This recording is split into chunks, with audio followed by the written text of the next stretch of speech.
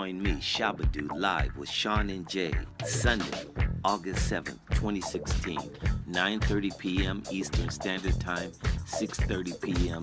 Pacific Standard Time. It's going to be a blast. Welcome to Sean and Jay live this week, man. Our guest, fantastic choreographer, dancer, supreme producer, been in many flicks. His name is Adolfo, and we're going to call him Shabadoo for the rest of the show. Please, everybody, Jay, welcome Shabadoo. Hey, Shabba, what's happening? Hey, how's it going? How's it going? Man, it is so hello from sunny California. Woo! Sunny California, yeah. It's good to have you on, man. It's good to finally meet you after all these years of watching your stuff in the movies and TV. It's awesome. It's awesome to have you here. Oh, it's a pleasure to be here.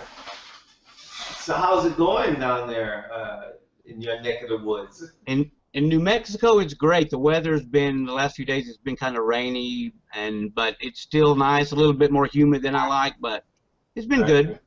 Okay. And Niagara Falls, so romantic. And Niagara Falls, it's been really hot up here, man. We've had somewhat a hot week. It's been crazy, like hotter than the desert weather, really. Yeah, it kind of cooled off there a day or so ago.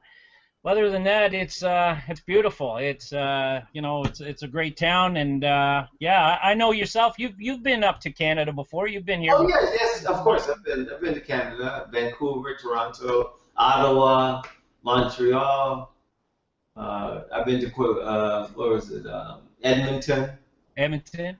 Yes, so I've been to quite a few places in Canada.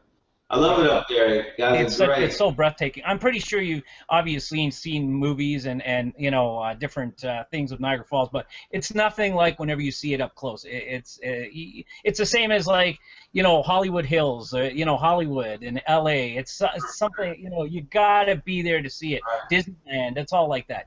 I've always wanted to visit Niagara Falls. Wow. Ever since I was a kid, seeing it on TV and in movies and everything, I've just never seen the magnificence of it with my eyes, and I would love to. It's one of the greatest wonders of the world, right? Oh yeah, absolutely. Let's start out asking you, like, what made you want to be a dancer when you were younger? I mean, what was your influence when you were growing up?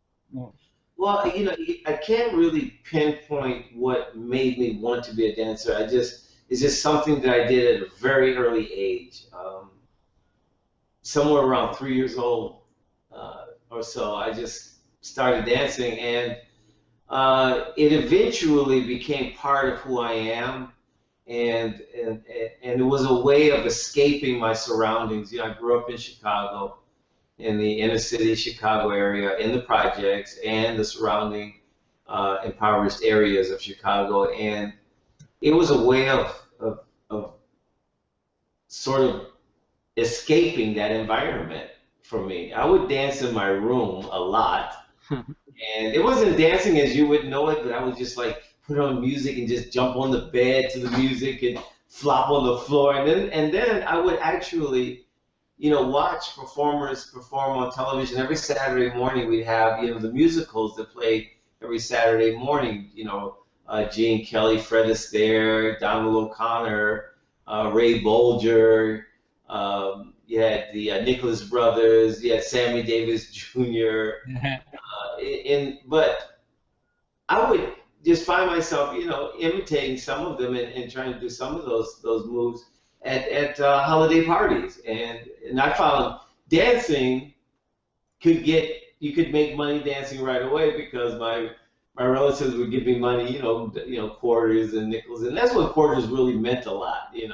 You get a quarter, you could go buy, a Twinkie and a drink, I was like, wow, I'm rich, Oh yeah, you love it. But my relatives tell me, and my mom would tell me, even as a young kid, that I would dance with such maturity.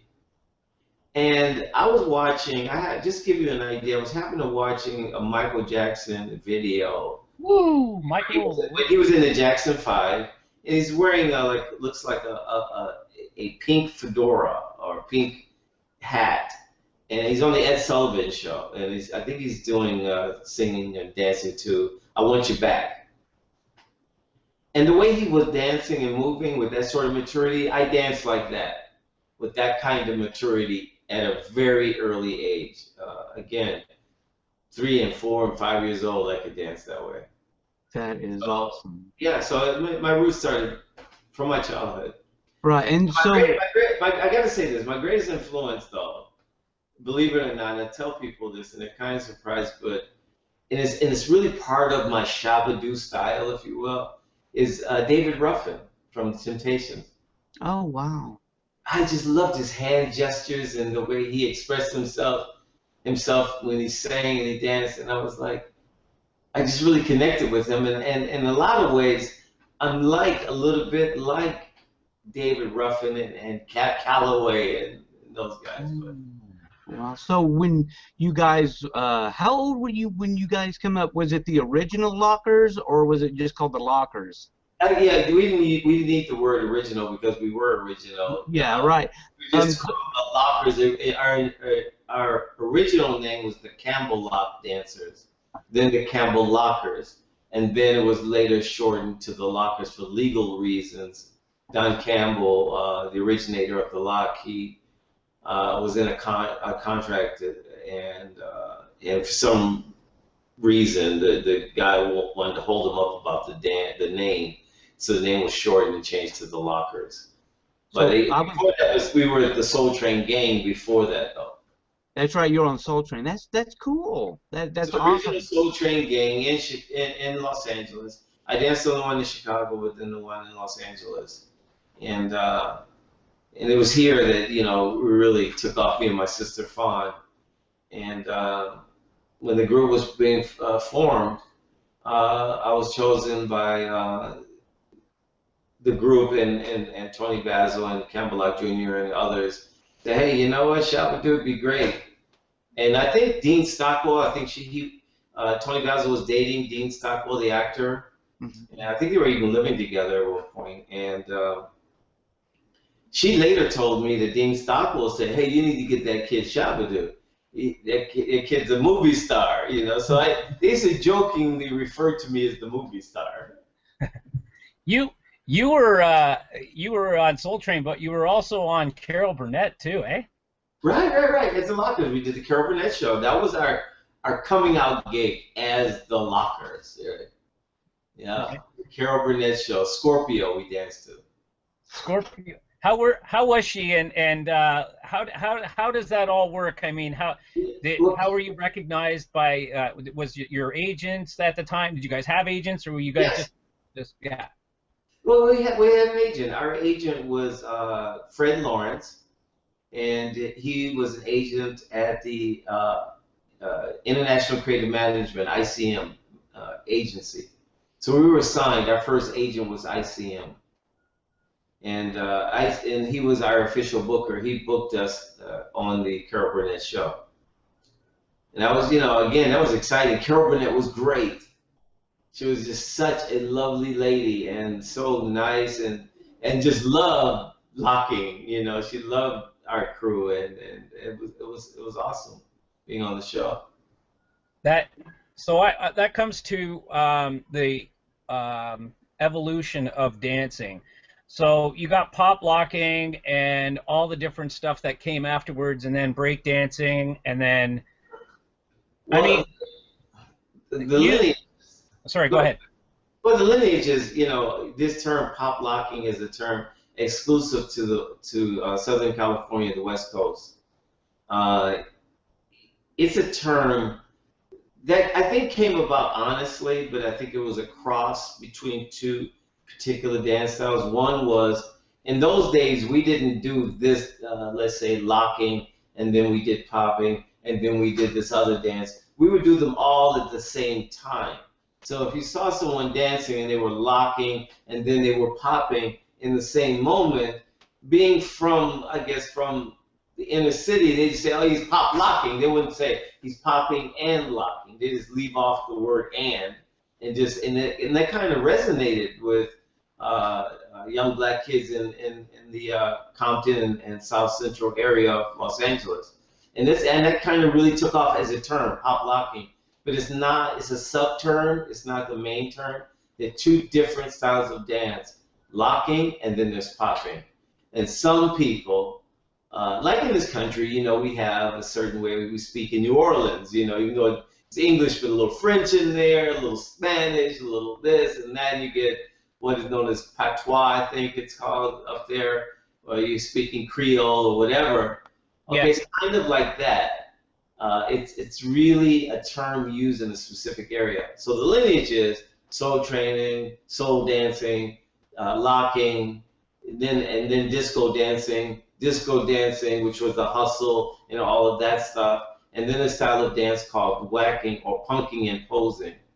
And punking and posing started in the gay community in Los Angeles, and I was the sort of carrier, if you will. I brought this dance. I learned the punking and posing from the original Garbo Boys, as they called themselves at that point. And it was Andrew, Tinker, Arthur, and Billy Starr. And so I learned this punking style of dance, and I infused it with locking. And that together is the dance that the world saw. They saw the whacking style that I created and popularized on my television shows and in films.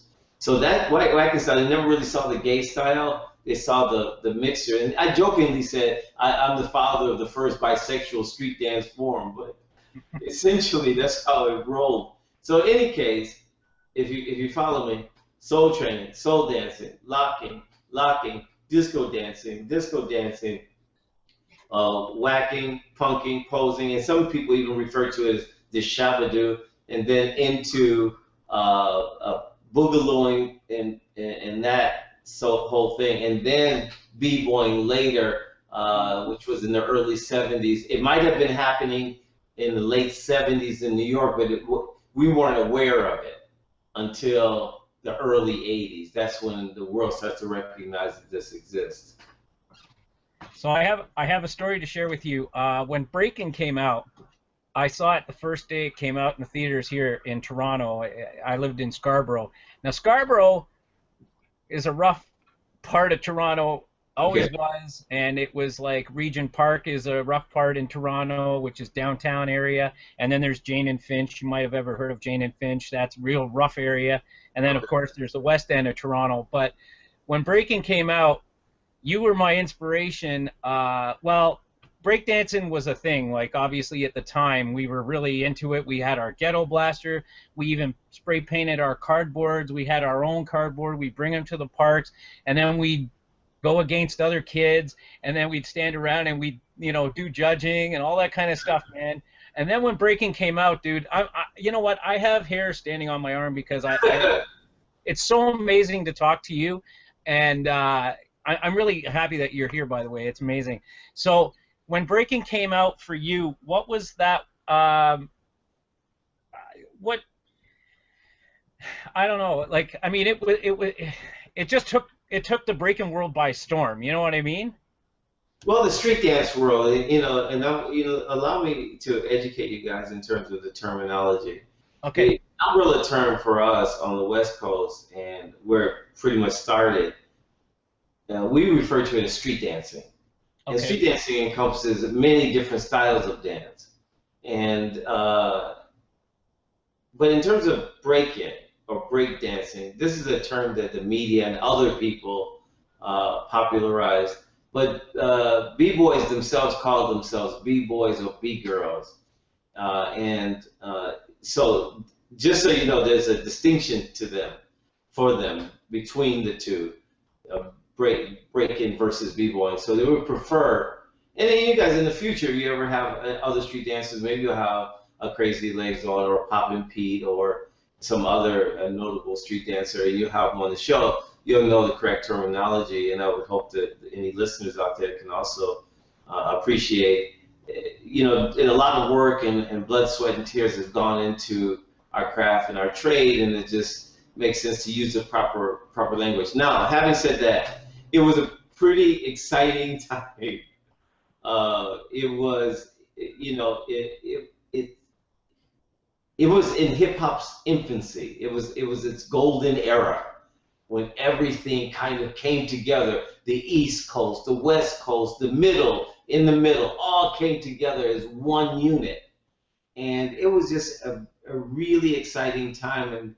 And for me to be able to sit back and really see how much it motivated people, how it made people feel was exceptional. I'm just really happy to have been a part of it and one of the key figures of the movement. And to this very day, I'm still very happy and surprised at how much it's grown and how it continues to grow. Ozone, ozone, There you ozone. go. There you go. Yeah. The film's Breakin. Again, I would be remiss if I didn't give a shout out to my fellow stars of the film, Lucinda Dickey, who played Special K, and then there was Michael Chambers, Boogaloo Shrimp, who played Turbo. And we really had a chemistry that really worked, and it took these different personalities and for everyone around the world to see somewhat of our separate personalities in themselves that really helped to ignite the hip-hop culture as we know it. Oh, so, yeah, for sure. Now, just to finish off that story, so we went and saw it on the first day, and it was, I think, rated PG-13 or something at the time. It was, anyway, and I don't know if I was of age, I can't remember. And I took my friend to it, and when we got home, we got into so much. I got into trouble, and I was grounded. My mom didn't ground me, but I wasn't allowed. My friend was grounded for 2 weeks because of the content of the film at the time, and I was like, really? Oh, you know what? I'm surprised because in the film Breakin and Breakin 2, there was no drug use, no drinking, no foul language, and there were no gratuitous sex scenes. Yeah. I don't even think that anyone even kissed in the movie. I don't know. So I would think that it probably was. I think Breakin and Breakin 2 had a PG rating, and I think people were wary of it because of the environment in which we danced. That they gave it the sort of edginess, like they knew, okay, those are the people across the tracks, and they're down there in the neighborhood, It had all of that too, of course. And that's what I think that a lot of parents some people in the beginning were like concerned, like, wow, is my kid going to start going down into the ghetto and and they were, and they actually were. It was the most remarkable time. You'd get these kids from the suburbs that would brave life and limb and would enter the ghetto, and they're just like, let's dance, Absolutely. And they didn't care, and what's crazy about it? They were allowed to enter a lot of these environments, with open, loving arms. Like, come on, you do it. And, dancing just made everybody feel good, and we got a sense of brotherhood and unity, and it was a wonderful time. Unlike anything I've ever seen. Oh, yeah, no, and, so like I said, yeah, he was, and then I didn't get into trouble, but, just, oh man, I'm so happy that you're here. I'm ecstatic, and yeah, I just am. So that brings me to the next thing, which is kind of like a segue. So because he was grounded, we used to watch Friday the 13th Part 3. Oh, okay. Yeah. So that was okay in his home. Okay. Yeah. Breakin', forget about it. So you can kill people, but don't just start breakdancing in the living room. So that brings me into a segue, which I'm going to pass over to Jay, because Jay and I are Friday the 13th freaks, like Friday the 13th movies. I've interviewed C.J. Graham, Steve Dash. We've interviewed Ari Lehman, the first Jason and Friday 13th. And I'm going to push this over to Jay because Steel Frontier, which a flick that you did with Kane Hodder, who is that was cool as well. I'm going to pass this over to Jay. Yeah, I love movies, and just let me say, I have Miami Vice, the series here, And that's how we found that footage of you doing your dance. And that is, I love that dance you do, like with the mustache thing. That is just beautiful. You know, what was it? What's it? You know, working on movies, like, did you actually meet Kane Hodder or anybody in the set, or how did that go down, or were you just in there for a little bit? Because it's been a long time since I've seen it. Would you Steel Frontier? Yeah, Steel Frontier. Steel Frontier. I was there for the whole shoot, and I auditioned for the role of Deacon. Right, Deacon. Yeah, that's right. And I just brought something really kind of crazy. If you actually watch the movie, if you haven't, you'll see I'm a pretty strange character in the film, and that just really, the director just really gave me the creative license to just create the kind of character I really wanted to play, and I just played a really kind of crazy guy. And so yeah, I hung out with all of them on the film. We were all there for the majority of the shoot, and so it was a really fun time. PM Entertainment, I think it was, that produced it. And they were doing a lot of those low-budget indie films, kind of like Canon films in a way. Right, and I love the Canon stuff. Yeah, They just made a lot of them, you know. Yeah, I love that stuff. I think it's Pippin and Marin. Pippin and Marin. Yeah, with the company. Yeah. So they're kind of like Menachem Golan and Yoram Globus in a way. Yeah, I love those two, man. They made some of the best, you know, like all those type of films coming out, Invasion USA and all that. But what was it like Miami Vice, when you did the dance stuff? Did they just say dance and we'll film it? Did that take you like forever to film? Well, well, here's some backstory. I actually auditioned for the role of Ricardo Tubbs. Oh, really? Yeah, I was down to the wire, and Philip Michael Thomas came in and took it. I think it was 3 or 4 of us down to the wire for that role. And Philip Michael Thomas just came in and snatched it from my jowls. Oh. But the feedback I got back then was Michael Mann really liked me, and but he felt the feedback is he liked my acting and he thought that was all cool. He liked the way I looked, but he felt in those days I just was a little younger looking than he wanted, next to Don Johnson. So I didn't get the role. Obviously, you know, Philip Michael Thomas did, and deservingly so. He's wonderful in the role. And but as a sort of gracious gesture, Michael Mann offered me the guest lead on the show, on The Maze, the show, and we tried to do another series with. I was close to getting another series with Michael Mann. Michael Mann was a big fan of mine in those days, and he just offered me what they call a straight booking. A straight booking. There's no audition. You got the role. Fly you in. Let's do it. And he flew me to Florida, into Miami, and he said, "Look, this guy's an informant, and he danced all night. He's a little wild, and you know, he's probably been doing some drugs and whatever. So all these gestures with this thing was like gesturing that I've been doing cocaine and all that, because that was the '80s, and you know, so Oh yeah. I was like, I was supposed to be a kind of high, out of my mind kind of guy, which I think showed. Yeah, it was very well done. It was very well done. Even the scene. And he just said, "Okay, go for it, do your thing." So. That was very cool. So, talking about movies and TV shows, is there going to be another Breakin movie, Uprising or Revolution? Well, you know, I've written a screenplay. I've written another screenplay that could very well be a Breakin 3 screenplay, and it is my hope, and I've courted a number of people for financing to get the picture mounted. I have fought long and hard for a specific budget amount. Now, it's not too much. It's not, you know, it's not a tiny budget either, but I think that it hovers somewhere between $12 and $15 million we need to make a Breakin 3. And that's still considered low budget indie level, even for studio. And so my hopes are, and I'm always meeting with people, and always, you know, we're always close, we're almost there, and then, you know, for whatever reasons, you know, have to, you know, postpone it or what have you. But I'm standing by. The screenplay is ready. I've got a great story, and I think a story that will resonate with young people today.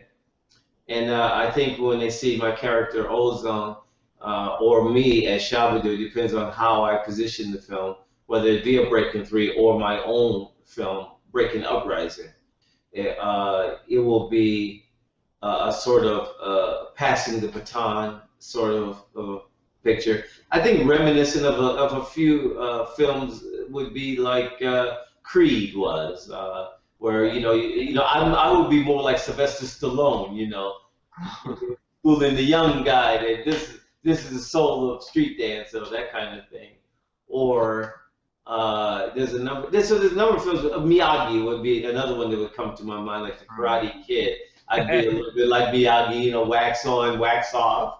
Yeah. Maybe I have him sweeping a lot of sidewalks before he gets to, actually, dance or whatever. But it's those types of films that I think people will understand in terms of structure of the motion picture and the characters.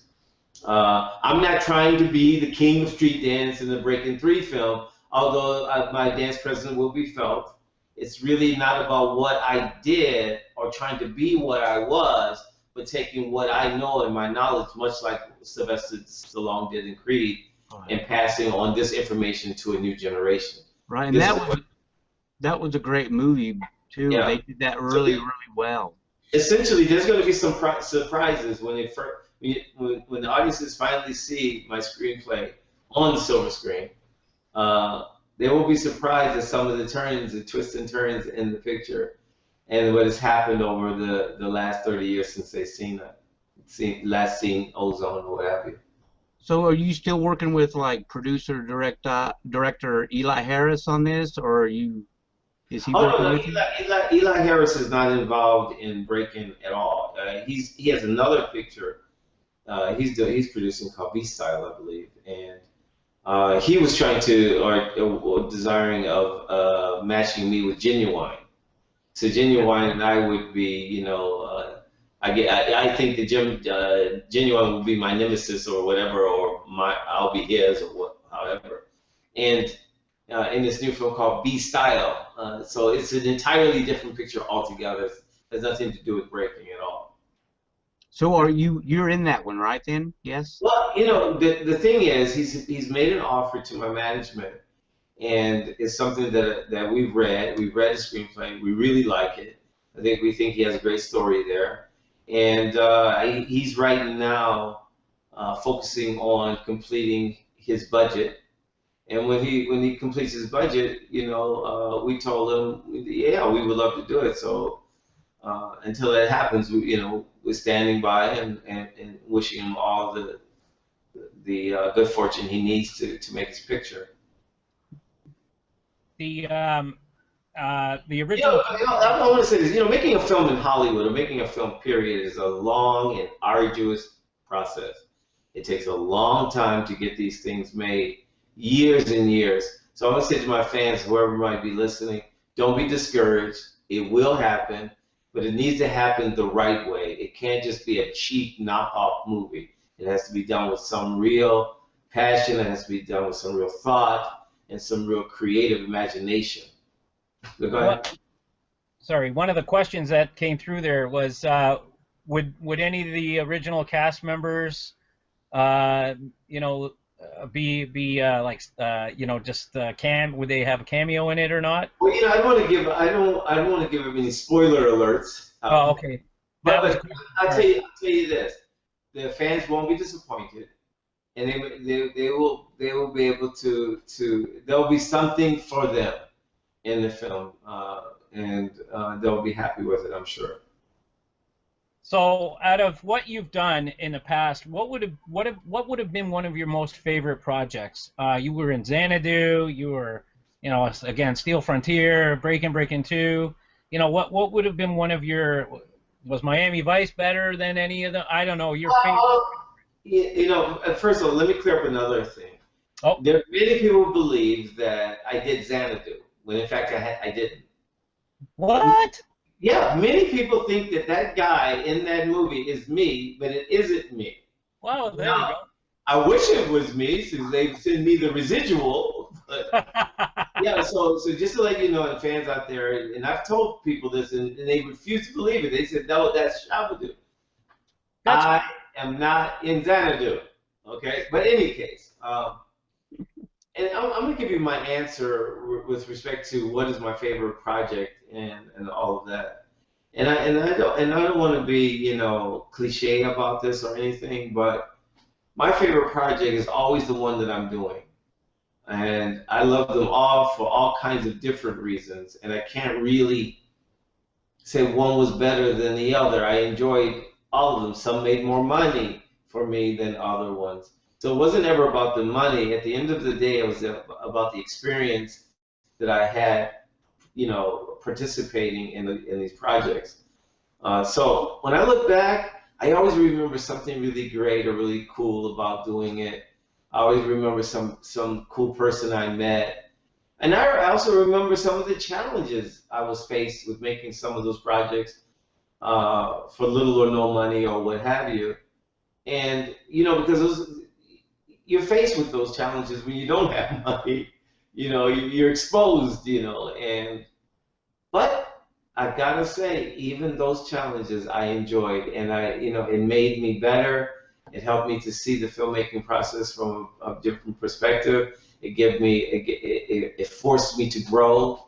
But I always enjoy every project I do. And here's a question I get asked: what is your favorite song? Again, my stock answer is my favorite song to dance to is the one I'm dancing to. That's cool. Yeah. That answers it all. All That's right, that is well, great. Baba, that's great. Thanks, everybody out there. Sure. He nails everything on the head, doesn't he? Oh, that, Anything else? You want to know my favorite color? No, I'm kidding. oh,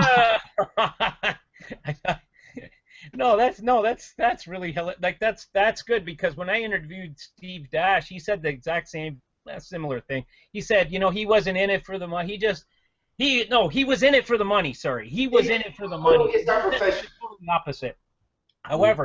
However, he was the stuntman in Friday the 13th Part 2. He had the bag over his head. He was completely in it for the money. He did Nighthawks with Sylvester Stallone. Anyway, so yeah, but sorry, he said the complete opposite, and he's not shy to say it. So He said I was in it for the money. What's that? He said I was in it for the money. He's in it for the money. He said he was in it for the money. Yeah. Oh, here, don't get me wrong. Show business is my profession, and I expect to be paid for my work. But that wasn't the question. The question was, what was the experience I had, and what was the most fulfilling experience, or what was the greatest experience, or whatever, however you worded it, and so I was speaking to that. But of course, I go to work just like any other American or any other person around the world. You go to work, you expect to get paid, especially if you do a good job and you show up on time and you do your work. There's nothing wrong with that. Now I can dig what he's saying. Yeah, of course, I came, there to get paid. I didn't come to do it for free. I mean, I can make movies at home for free. No, absolutely. Right. So, but at the same time, that aside, that's what agents work out. That's what managers work out, lawyers, and all of that. But for me, the artist, the person, the son of my mother, Ruth, I do it because it brings me personal joy. And I try to look for the personal joy in the experience of doing. And that's what keeps me going, not the money. Money comes and it goes, Yeah, so some of the actors I spoke to at the Comic-Con here, there's quite a few, and I said to Dee Wallace, have you ever watched any of your films? And she said, sometimes. How about yourself? I don't watch them. Yeah. I watched Breakin when it premiered, and I haven't sat down and watched Breakin since. Wow. My only memory of Breakin really is doing it. Is doing it. The actual doing it. I just I just don't feel comfortable sitting around looking at my own projects for some reason. I felt like I've done it, and unless I have a purpose to do that, like I did the commentary, Blu-ray commentary for Breakin 2, and for the new DVD Blu-ray set, and I was sitting with Sam Furstenberg, the director, Shmulik, and of course, I had to see the film because I'm giving comments about specific scenes. And so, because of it, the nature of it, I watched the whole movie. It was like, okay, they played 1 second. What do you think about that? And you're playing it, talking about the movie and that, so forth. But I wouldn't just sit around and just watch Breakin'. Or like I have some films, screenings, dates or later this year. And I'll go there and I'll watch the movie. Maybe I'll sit in the audience. I don't know, but I'll do it. It'll be followed by a Q&A, and have a moderator and all that. We'll talk about the making of the movie and all that stuff. But I don't know. I just always felt uncomfortable watching any of my performances. It makes me feel weird. It's like some sort of out-of-body experience or something weird, because I'm looking at myself, and then I know that I'm looking at myself, and I'm thinking while I'm looking at myself how I was feeling while I was doing it, and it does something weird to me, like I would look at the film like you might look at it from a different perspective, because maybe you're a fan or you're enjoying the moment or whatever. I'll look at it and think, God, that's when my stomach was hurting. or I remember I got a hold of a tainted blueberry muffin that morning, and boy, did that hurt. or I might say, oh, I wonder if they saw that. I spit on myself. So you don't watch your own stuff. That's fine. What is reason? Sorry. Did you catch that? Unless I have a reason, I won't look at it. Oh, okay. Sorry about that. Yeah. So, what would be your favorite movie of all time? Do you have one? Do you have Casablanca. Top 5. My top 5 movies: Casablanca, the original Star Wars. I like Errol Flynn as nice. Robin Hood, the original one with Errol Flynn. Errol Flynn. Yes, even to this day, I've seen all kinds of movies, people flying and levitating or whatever, but I just love Errol Flynn as Robin Hood. And I also like Guy Williams and Zorro, the original Zorro. Originals are all okay. Yeah, for some reason, these films I just never forget them. Let me see, I have 5, so that was 4. I had Casablanca, that was my number 1. And and another movie, The Imitation of Life.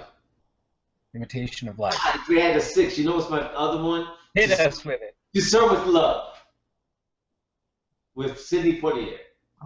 Oh, okay, cool. Right on. I love that movie. I still watch that movie now, and it makes me cry at the end there. When she sings "To Serve with Love" for him at the dance, at the graduation dance, I'm like, oh my God, I love this movie. That movie, when you look at it now, it's so timely, even today. Especially when you think about all the racial racism and the things that are in the news every day, and all this intolerance and all kinds of stuff. It's right there in that movie. Oh yeah, absolutely. And Sidney Poitier handles it with such a gentleman, and it's just really, really cool movie. So I would have to make 6 movies. 6. Sidney Poitier, Casablanca, Star Wars. Errol Flynn. Well, wait. Since we're talking about movies, my favorite scene though that just blew my mind. Out of all the movies, I love all those movies as a movie, right? Okay. But I remember seeing for the first time. I was there at Grauman's Chinese Theater in Hollywood. And I saw Superman. Yay! I mean, the one with Christopher Reeves, right? So, And when you remember the scene where he met Lois on the penthouse, the balcony there, and he kind of floated in there. And when he stepped into the light, I went, oh my God, that's Superman.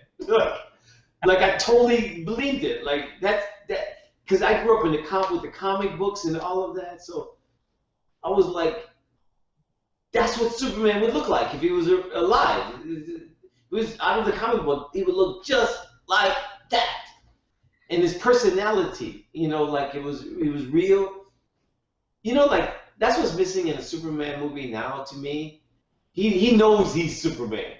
Yeah. Right? And so he plays Superman. Yeah. Well, what made Christopher Reeve so cool is that he could have been a guy that lives across the street from you, even with the Superman costume on. I'm not talking about when he's Clark Kent. Yeah. With the full, you know what I'm saying, right? The way he talks. Oh yeah. The way he kind of walked around, like he made walking around in a let's face it, man, in a vibrant blue jumpsuit, skin tight spandex suit, yellow underwear or red underwear with a yellow belt, red boots, and a cape, and he made it look like he was just walking around in a t-shirt and jeans. Oh yeah. How do you do that? See, that's incredible. That's incredible. Absolutely. So, Yeah. Adolfo, what I want you to do is, when I first met Jay last year online, like I was starting up my YouTube channel and I was doing videos. I did the visit of Superman 1, which was shot here. Some of the Niagara Falls, Niagara Falls, yeah. Yeah. So I couldn't get down because there's an attraction called the Whitewater Walk where Lois jumps into the rapids down below.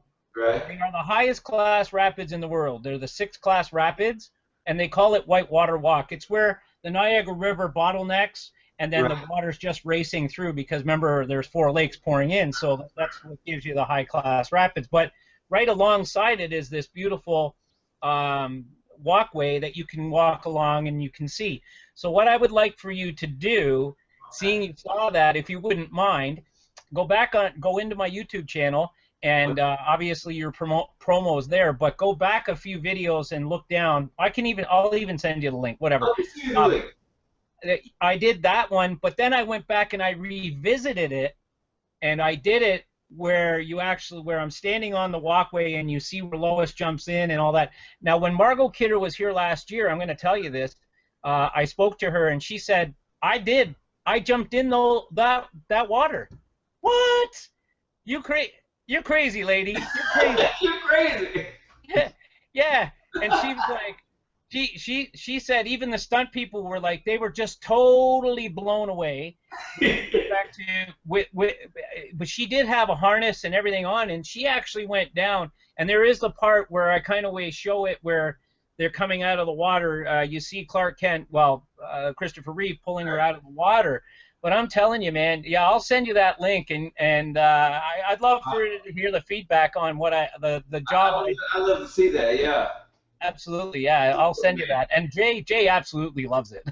Oh, yeah. That's Superman 2, by the way. I think you said Superman 1, but it's Superman 2, right? Oh, I'm sorry. It was Superman 2. You're right. I was going to say, don't get that wrong. Don't get that wrong. Sorry. Superman. I'll send him that anyway. That's right. So we're clear. The greatest scene that I remember is Christopher Reeve as Superman 1, but the scene itself was the one on the penthouse balcony when he was flirting with her.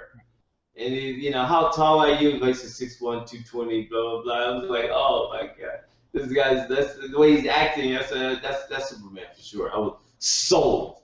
Sorry. Forever. My bad. Yeah, well, still send me the link. I'll still check it out. Right on. All right, Jay. I was going to ask you, did you finish your memoirs, The King of Crenshaw, or is that done? Actually, no, it's not done yet, but we're actually working on it now. And again, I didn't realize getting into writing my book or getting it written and all that stuff, how much information is, part of my life. There's my life, which is a lot in itself. And then there's all of my involvement in dance and what it, started just all of it. And being able to weave it together where, it tells a true, compelling complexion of my life in street dancing and my life as a street dancer. So it was daunting. It's daunting because of all this information and how much of it you have to like kind of scale it back because you can't tell it all. And the book would be 1,500 pages. So to be able to scale it back. So we realize now the Kings of Crenshaw is really going to be a 3-book set. We have the King of Crenshaw, which is the first book, and then the second one would be the beginning. Second one is actually the beginning, and the third is the now, the legacy, as we call it. So I think it's feel, shout, love, cry, dance. Oh, that's cool. It's the King of Crenshaw, feel, shout, cry, dance, blah, blah, blah. Those 5 things in the first book. So it's a trilogy, really. So when is that we expect that one to come out? We were hoping for later this year, and it looked like it would take us into first or second quarter of 2017 to get it right. Okay, well. What takes so much time is research. Even though I lived it, you still got to research. You still got to cross fact check it. Did this happen on this day? That was on that day. This happened here. Because what you don't want to do is just start, throwing around dates. And you say, no, that wasn't 72. It was in 75, and then you got a problem. Sure. So that kind of stuff. I'm going to tell a story. Tell it personal. It'll be personal. But I'm not into making any tell-all books or anything like that. But certainly, people need to know what my life was really like and the huge mistakes I made in my life, and some just the terrible choices that I have made over the last 45 plus years. People see the fruits of my labor and the success of my labor.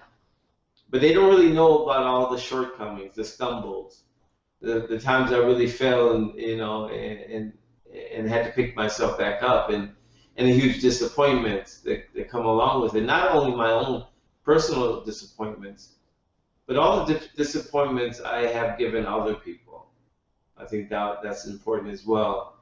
So this finding the right balance is what taking time. So. Be patient, people. It will come and it'll be done right. Cool.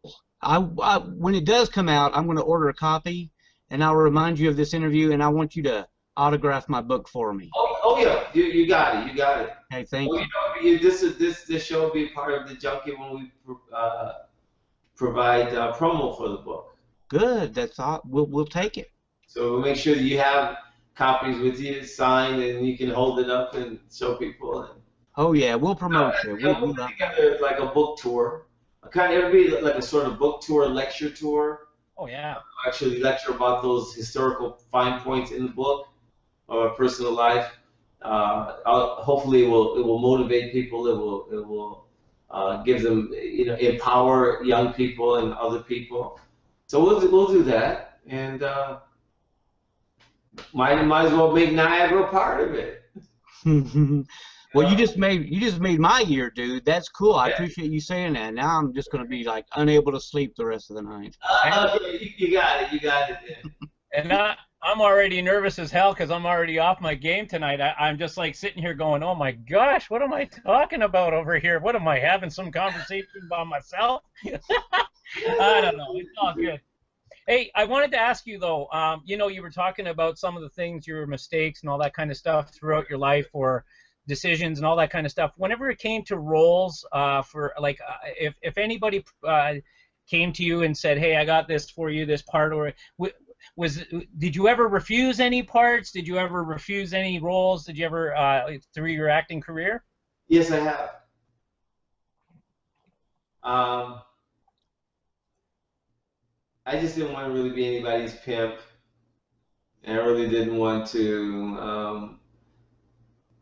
I don't mind being in a comedy when it's good comedy, but I don't want to do a comedy where I'm the joke. So there's been a number of people who asked me to do things, and I felt like, wait a minute, are you trying to make a joke out of me? Then that I don't want to do.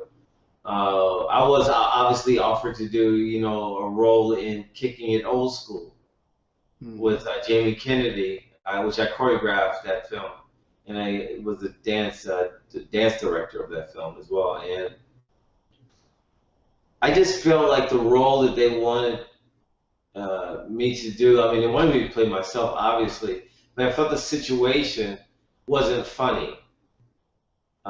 It wasn't thought out properly, and so I declined. People say, hey, well, they would have paid you nicely, that's nice, but I'm not. Again, I do things because I want to get paid because I'm a professional. But my personal feelings, my soul, who I am, that's not for sale. That I retain.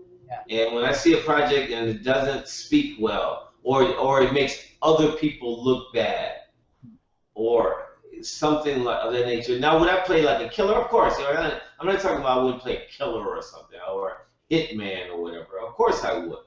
I'm not talking about that. But there's roles that are sort of demeaning, and they're not cool. Now, would I play a pimp? Yeah, but it better be a good one. Like say for instance the one that Morgan Freeman played with Christopher Reeves. You know the movie he did with Christopher Reeves? He was a pimp, and Christopher Reeves was the like a newspaper a news writer or whatever. It was Street something. What was that? Street something, right? With Christopher Reeves and Morgan Freeman. It was actually Morgan Freeman's breakout role. Okay, he played a pimp in that movie. That was great. The way it was. It wasn't like a stereotypical pimp. It was something extra. Yeah, I would do that, of course. But I'm not just gonna be, hey baby, and talking like just to be doing that. No. I just stay home. Now, if you we've got 5 minutes, and if you wish to hang in for an overtime, that's fine too. But we can finish in 5 minutes. But did you ever, if you couldn't, if you didn't act, or if you didn't dance or whatever, what do you think you would have been, or what do you think would you be? What would you be if you? I'm glad you asked that, because that's interesting, because I've never been asked that question really, but I've talked about this answer I'm going to give you with close friends. Oh, okay. People that I know. Yay! I have a strong desire, and I always had it in me. I would want to be a lawyer. Oh. It's specifically a defense attorney, not a prosecutor. Okay. I feel like there's so many people that are dealt some dirty blows in the judicial system. I think they can't afford them, so I probably would be doing a lot of pro bono work. And I just, I know that, but of course I would be trying to find a balance again. How many people can I try to help that really don't have money, that I really believe are innocent and needs proper representation, proper counsel. I would have loved to be a lawyer. The second one, which I love just as much, is a crime scene investigator, a forensic investigator. I just really love looking at things. I have an analytical mind, and I love looking at things and trying to figure out how it happened that way, and what were the sequence of events that led up to this moment, by walking it back away from it. I just love that. It's something that I feel I have a gift for, but I just don't have the education, but I have somehow gift in me to be able to figure those things out. So I would have loved that type of work. Again, but they kind of work together. Maybe I would have been a lawyer with a kind of forensic investigator mind, you know. So yeah, those two, lawyer or forensic. That's really cool. I'm going to pass it over to Jay in a second. I have a very good friend up here. His name's Jerry Potter, and he and I work together. He's got 2 scripts actually, and I would like to send it to you actually. I'd like to send them to you to check out. Okay. You know, he was in a show called Creepy Canada, which was on for 5 seasons, but he was in the first 3. He cast. He was involved in the whole thing. He was the main actor in it. Right.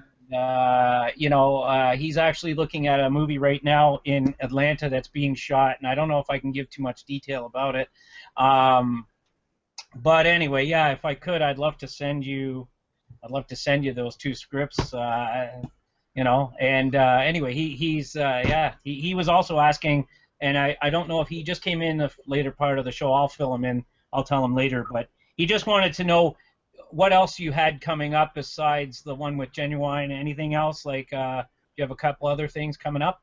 Well, you know, what I am doing now is I've created a couple of reality shows, well, half a dozen reality shows, and I'm always seeking opportunities to pitch them to network. And again, that's a daily grind, getting those network pitches together and so forth. So I do that. That's what I do the lion's share of my time. The other ones I do guest speaker. I'm a guest speaker and sort of a cultural historian. So I travel the world doing that and providing also workshops for young kids or young people. It could be any age group, but comprehensive dance classes, giving them accurate knowledge about street dance, using street dance and my experience to empower young people. That's what I do. That's what I enjoy doing most. So I'll be in, next I'll be in Seattle. Well, no, next I'll be at a fundraiser on August the 19th. I'll be in Rhode Island, Providence, Rhode Island, a fundraiser with Jay Events. I'm the host of that fundraiser. I think it's a fundraiser for arthritis and the Children's Foundation. But they're doing sort of mock battles, and it's going to have this whole Breakin movie theme to it, to the fundraiser. So I'll do that, and then I'll be working with Lex Hector, who will be promoting my workshops, my ultimate street dance camp. So I'll do that over the weekend, and hopefully be back in Los Angeles by the 23rd, and then right after that, on the 27th, I'll be getting from Stage Arts and the Universal Hip Hop Museum, I'll get a Lifetime Achievement Award. Nice. On August the 27th. They're doing another television, internet radio television show and radio with I think it's called the Black Hollywood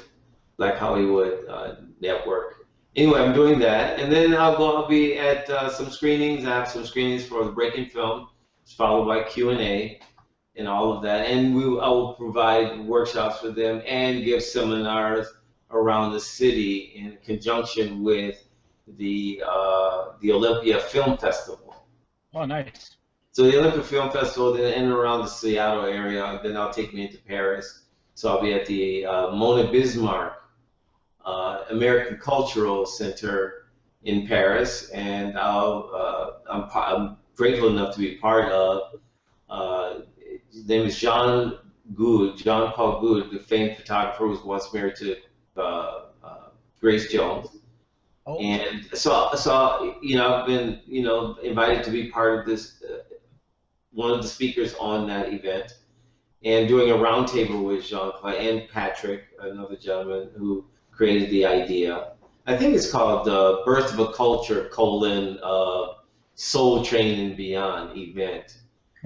So I do some workshops, and now I just talked to some promoters today, and they were like, hey, since you're going to be out in this neck of the woods on this side of the pond, why don't we bring you into London? So I may make a move into London right after Paris, and yeah, that's pretty much kind of busy schedule. But yeah, doing that, and I got some other dates that being sure of, which could include China again.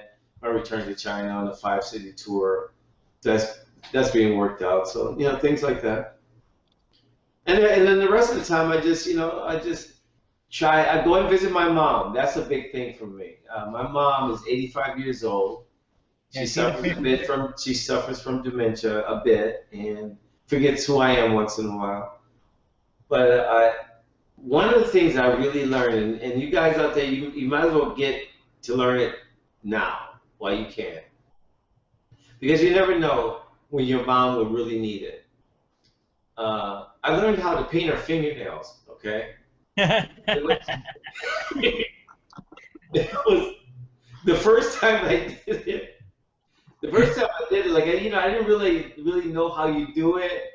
So I'm like putting on the fingernail polish, right? I'm like, okay, Mom, I'm gonna paint your fingernails purple, right? So I'm painting them purple because again, I was joking. I said, "What's my favorite color?" And you guys didn't know, but anyway, my favorite color is purple.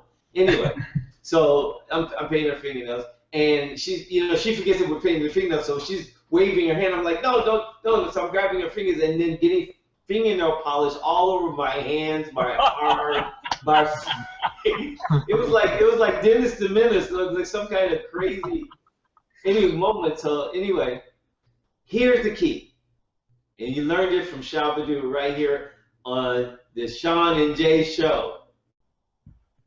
Guys, learn about the clear coat. It's all about the dry coat. I didn't know what the dry coat was.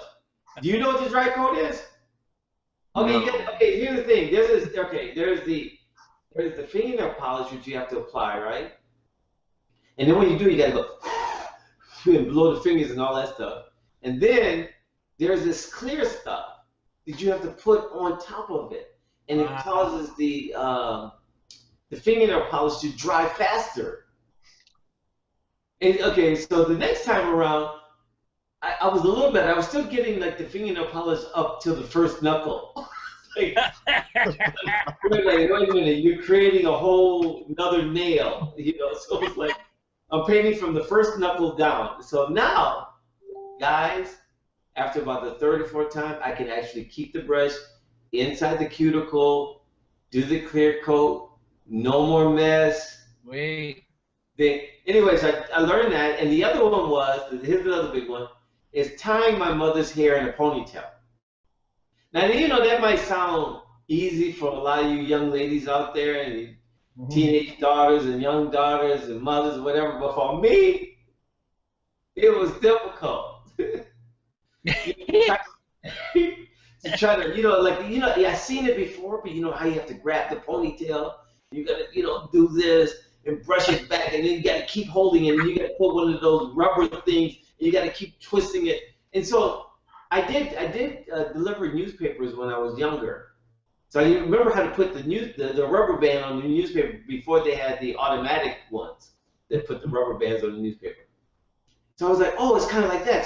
So I used my newspaper boy skills. I was like, I grabbed it and I said, okay. So in my mind, I was like, the ponytail's like the newspaper rolled up, and I'm going to use it with this hand. So I have the around my fingers here, the rubber band, and I grab it and I boom. And now I got that down too. So anyway, I have those kind of moments with my mom. That's my greatest joy, and it's my biggest pastime, and it takes precedent over everything else that I do. Because without my mom, I'd be nothing. Yeah, I hear you, bro. I literally would be nothing. She just was the strongest lady, the toughest lady, the most beautiful woman I'd ever seen in my life and have ever known in my life. And because of her, I was able to do everything that I do in my life. And I'll say this one as my parting words. People ask me, so, well, what's your real secret, Shabba-Doo, behind dancing? And the young people ask me that all over the world, and I said, it's my mother. And they go, what do you mean? I said, well, when I was a little kid, my mom called me into the room. She says, sit down. Sat down in the bed next to her, and she whispered in my ear, you're special. And I believed her. And I still do. So you want to make it in life, get good with your mama. Yep, family first. That's cool, man. Absolutely. I mean, family first is true, but I mean specifically, get good with mama. Yeah. And I don't want to damper everything. I lost my mom 3 years ago, and you're absolutely right, Adolfo. She's the best in the world. She's the greatest. I've seen pictures of you with your mom, and I get teary-eyed because I miss my mom every day. My mom passed away on the 17th. Her birthday was December 24th, and of course Christmas was a hard time for me. And you know what? Absolutely, hold your mom dear no matter what, man, because she is everything. She really truly is. And yeah, those are awesome words. Jay, Adolfo, go ahead, Jay. Anything else for Shaba? I just want to say it's like been so awesome to meet you. Hip hop's first matinee idol. You know, you could have been Ricardo Tubbs. That would have been great. Oh, that would have been awesome. That would have been great. But I appreciate you being on our show, man. It's been great meeting you. And anytime you want to like just hang out and talk, me and Sean are available. We don't have to do anything like this. We could just hang and talk if you ever want to too. But we'd love to have you back on. Oh, sure. I'd love to. So we'll make this a second go. Yeah, I just want to give a shout out to Claudia Dumas. That's a special woman in my life, and she's now in Italy. So hopefully next time we're on, you will see her too. That would be awesome. That would be great. Growing up as a teen and with you on the silver screen, I mean, to me, you're just like Sylvester Stallone to me. I don't care what anybody says, and you might not be in the you might not say, I don't compare myself to anybody, but you know what? To me, I compare you along all the lines of all those people because I grew up with a lot of actors. Movies was my life, and still somewhat is. And every day I'm always quoting different things, Al Pacino, right down to, oh my gosh, I could go on forever. But and that's a Whoopi Goldberg thing. I could speak forever. But yeah, thank you so much for being on. And Jay and I, we are so grateful to have you. And for those out there, this was a great interview, and we had a blast, like Shabadoo said in his promo. And like I say, you're welcome to come back anytime.